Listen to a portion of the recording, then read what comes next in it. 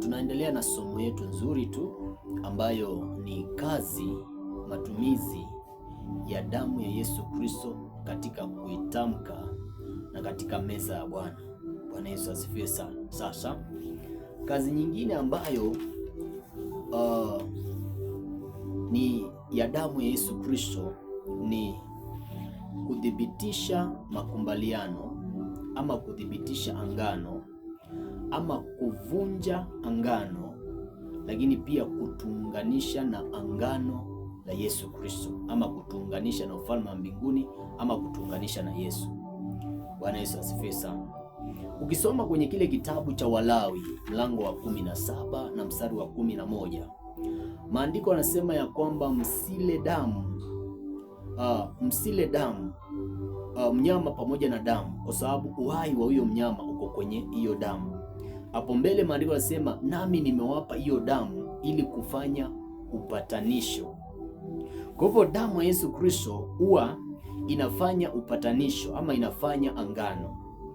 Inawezekana kuna mtu ambaye mlikuwa mmekubaliana jambo na yeye, ila jambo la biashara, jambo katika ndoa, jambo lolote tu ambalo linaleta manufaa, jambo lolote ambalo hilo jambo linaleta faida katika ulimwengu wa Mungu, wa ufalme wa mbinguni.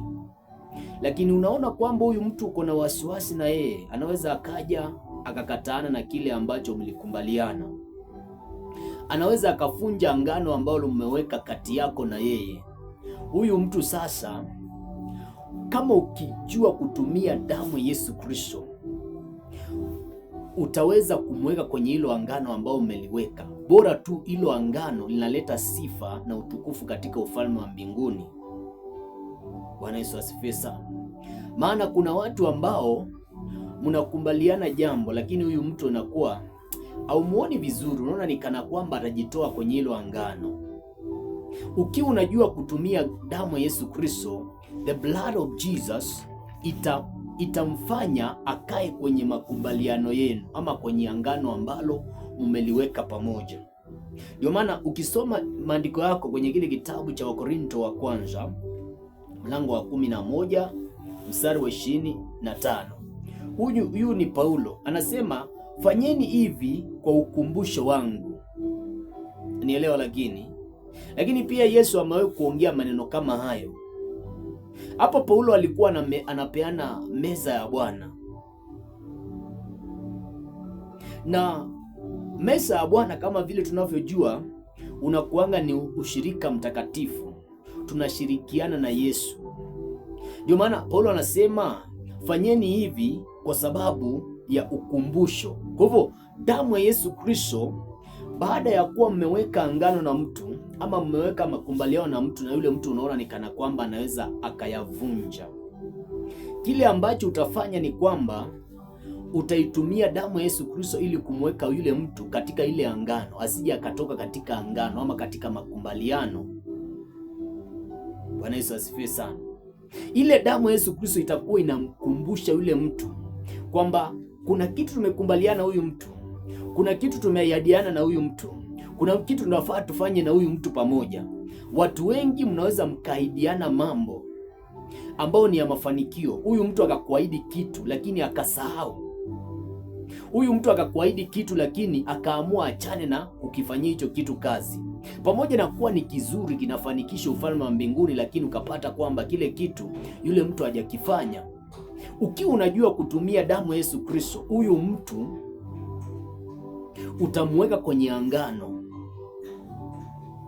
na yule mtu hataweza kuvunja ile angano. Ndio maana maandiko yanasema fanyeni hivi kwa sababu ya ukumbusho wangu. Kumbe damu ya Yesu Kristo inamkumbusha mtu wakati ule anajaribu kutoka kwenye laini, anataka kutoka nje ya chaki. Ule mtu anakuwa ile jambo analikumbuka, kwa sababu kuna damu ambao mliweka kama angano. Mnaweza kufanya hivyo kupitia kwa meza ya Bwana, ama wewe mwenyewe ukaitamka damu ya Yesu Kristo kuhusiana ile angano ambao umeweka na yule mtu. Bwana Yesu asifiwe sana. Kwa hivyo damu ya Yesu Kristo huwa inatumika katika kudhibitisha angano ama kuvunja maangano ya shetani ama kutuunganisha ama kutukumbusha kuhusiana na Yesu Kristo. Bwana Yesu asifiwe sana. Sasa kuna kitu nataka ujifundisha hapa siku ya leo. Wakati ule ambapo unapozini na mwanamke kama mwanaume, ama ukiwa mwanamke ukawa umeingia katika uzinifu, ina maana kwamba umetoka nje ya ndoa, kuna kitu kinaitwa blood exchange inatokea pale.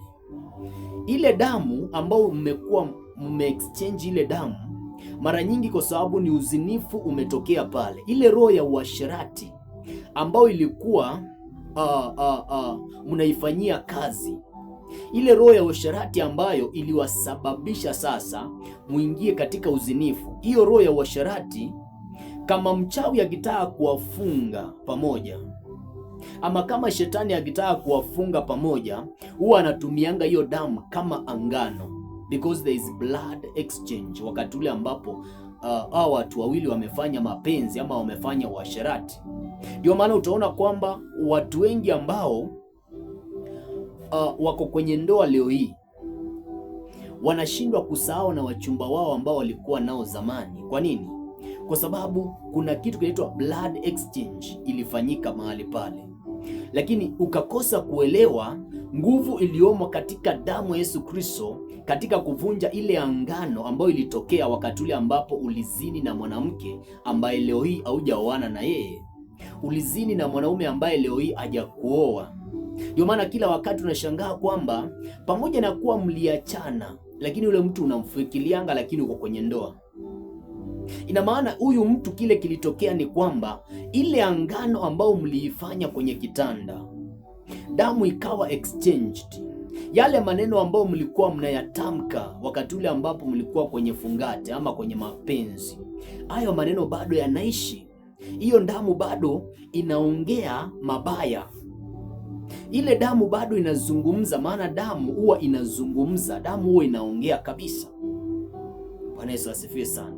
Kwa hivyo damu ya Yesu Kristo hapa ndio inahusika, kwamba umeingia kwenye ndoa ama umeingia kwenye mahusiano na ungependa sasa udumu na mke mmoja, ungependa udumu na mwanaume mmoja.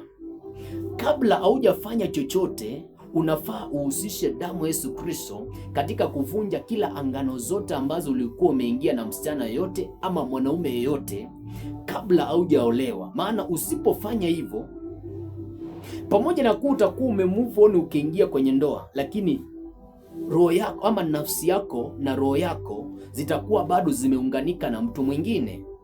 Na hapa ndio unaonanga kwamba mara nyingi mtu ako kwenye ndoa lakini bado changamoto zipo, kwa sababu kuna vitu zilitoka kwa yule mchumba wako wa zamani zikaingia kwako kupitia kwa damu.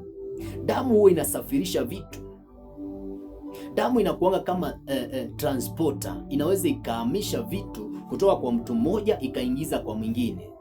Sasa ili sasa uvunje ile angano ya damu, kile ambacho unafaa kukifanya, unafaa ujue nguvu na uwezo uliomo katika damu ya Yesu Kristo, uipitishe katika damu yako na katika damu ya ukoo wako. Maana inawezekana pia katika ukoo wako kuna vitu vimepita ambao vitakuja kuleta madhara katika damu yako. Mara nyingi huwa inatokea kupitia kwa pale ambapo unatumia meza ya Bwana. Maana ukitumia meza ya Bwana, sio damu tu yako itakombolewa, lakini pia mwili wako huwa unakuanga unakombolewa. Maana wakati ule ambapo unachukua mkate ama chakula ukakibariki, ukakigeuza kuwa mwili wa Yesu, kile chakula ama ule mkate, baada ya kuwa umeula sasa, kile ambacho kinatokea ni kwamba sio, yani mwili wako sasa unakuwa ni kama ule mwili wa Yesu Kristo, ambao mwili wako utakuwa hauna magonjwa, hauna maumivu, hauna laana, ni kama ule mwili wa Yesu Kristo sasa. Lakini pia damu yako inakuanga ni kama ile damu ya Yesu Kristo. Sasa topic hapa tunaongelea kuhusiana na kuvunja maangano.